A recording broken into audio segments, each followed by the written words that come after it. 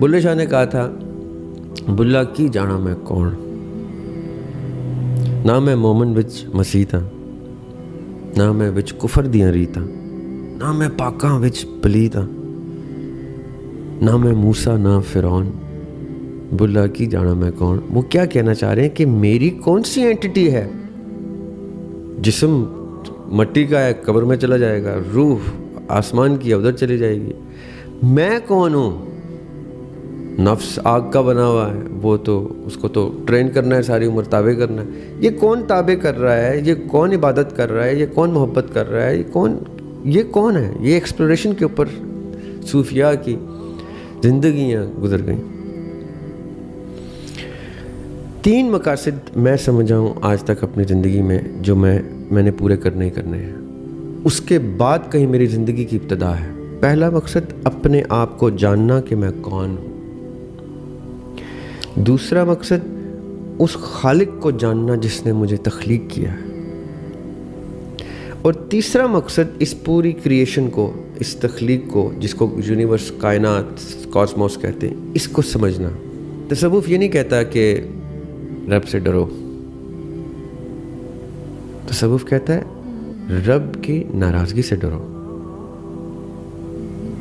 تصوف کہتا ہے رب کو ڈسپوائنٹ، مایوس کرنے سے ڈرو، کہ وہ تم سے توقعات لے کے تمہیں دیکھ رہا ہے کہ تم کیا کرو گے، تم شیطان کا رستہ اختیار کرو گے یا رحمان کا رستہ اختیار۔ شیطان کتنی خوبصورت ایلوژنس تمہارے سامنے ڈالے گا، تم میرے رستے پہ آؤ گے کہ نہیں؟ میرے رستے میں تو میں مشکلات تک دوں گا۔ میں بال بچے دار آدمی ہوں، ٹھیک ہے، میرے بچے معصوم بڑے ہو رہے ہیں، میرے سامنے انہوں نے چلنا پھرنا شروع کیا، بولنا شروع کیا، کھانا پینا شروع کیا، ان سے خطائیں ہوئیں، کیونکہ بچے سے خطا ہو سکتی ہے، گناہ نہیں ہو سکتا، وہ معصوم ہے۔ اس سے خطائیں ہوئیں، میرے سامنے ہوئیں، میں نے کچھ خطاؤں پہ سختی کی کہ یہ وہ خطائیں ہیں جو کل کو اس کی عادت نہ بن جائیں، کچھ خطاؤں پہ میں نے اس کو بلیٹنٹلی درگزر کیا، خیر ہے۔ اب میں جب بچے کو کی پرورش کے دوران اس کا گرو ہونا دیکھ رہا ہوں، تو مجھ میں سب سے جو خوبصورت صفت فیل ہوئی ہے اپنے بچے کے بارے میں، وہ اسی رحم کی ہوئی ہے، جہاں میں نے اپنے بچے کی سخت کسی چیز پہ بھی، جہاں پہ اس کی وجہ سے کچھ میجر ڈیزاسٹر ہوا ہے، وہاں پہ بھی میں نے اس کو کہا کوئی بات نہیں بیٹے، اور اس کو محبت بھی مجھ سے اسی چیز پہ ہوئی ہے کہ اس نے میری اس بات پہ بھی مجھے کہہ دیا کوئی بات نہیں بیٹے، اب آئندہ نہ ہو، کوشش کرو کہ آئندہ نہ ہو، اور ایسا نہیں ہے کہ آئندہ ہوگا تو میں تمہیں کوئی خدا نہ خواستہ بہت سخت سزا دے دوں گا، آئندہ ہوگا تو مجھے دکھ اس چیز کا ہوگا کہ تم نے میری بات کی لاج نہیں رکھی، یو ڈسپوائنٹڈ می۔ اور مجھے یہ پتہ ہے کہ جب میرے والد صاحب مجھ سے ڈسپوائنٹ ہوتے تھے یا میری والدہ ڈسپوائنٹ ہوتی تھی، تو مجھ پہ وہ رات کتنی کرب سے گزرتی تھی کہ میں نے اپنی ماں کو یا اپنے باپ کو مایوس کیا، چاہے جان بوجھ کے کیا، بے دھیانی میں کیا، لاپرواہی میں کیا، بے پرواہی میں کیا، ہو گیا مجھ سے، کسی نے کروا دیا، دوست نے کروا دیا، کسی بیوقوفی سے میں نے کر دیا، وہ سیکنڈری ہو گئی۔ جو کر گزرا میں، وہ پھر میرے اوپر جس طرح سے گزرا ہے اس نے میری دھلائی کی ہے، مجھے پتہ ہے، کیونکہ مجھے پتہ ہے آئندہ مجھ سے یہ گناہ سرزد نہیں ہوگا، یہ خطا نہیں ہوگی۔ آپ جب بھی رب کی معرفت حاصل کریں گے تو معرفت سے آپ کو محبت کا ایک چیپٹر شروع ہو جائے گا کہ رب آپ سے کتنی محبت کرتا ہے۔ ہم تو الفاظ میں بول ہی نہیں سکتے وہ محبت، جو محبت ہم فیل کر سکتے ہیں، جو رب نے ہماری پرورش میں ہمیں نرش کر کے دکھائی ہے۔ وہ آب و ہوا جو ہم ٹیکن فار گرانٹیڈ لیتے ہیں کہ یار ہوا چل رہی ہے تو کیا، اللہ تعالیٰ نے اتنے تناسب سے وہ ہوا ڈالی ہے کہ ہم ایک ایلیمنٹ بھی اس میں کم کر دیں، آپ کبھی دیکھا ہوگا گاڑیوں کا دھواں تک ہمیں تنگ کرنا شروع کرتا ہے، اس ہوا میں اتنا سا وائٹ سا دھواں تک کیا دکھائی دیتا ہے کہ ہم منہ پہ ہاتھ رکھ لیتے ہیں۔ اتنی خوبصورت طریقے سے اللہ تعالیٰ نے ہماری نرشمنٹ کی ہے، اتنی محبت سے کی ہے، جانے کتنے کاؤنٹلیس فرشتے تعینات کر دیے سارا ایٹماسفیئر بلڈ کرنے کے لیے کہ میرا بندہ جو ہے وہ صحت میں رہ کے یہ چیزیں زندگی گزارے اور انجوائے بھی کرے اس ساری خوبصورتی کو، اور ریکگنائز کرے اپنے آپ کو اور اپنے خالق۔ ہم نے اپنے بچوں کی پرورش میں یہ معرفت نہیں ڈالی، یہ چیپٹر ہی نہیں ڈالا، اس لیے ہم نے ان کو خوف کے بادل میں رکھا، اور وہ بھی کس چیز کے خوف سے؟ جہنم کے خوف سے، سزاؤں کے خوف سے۔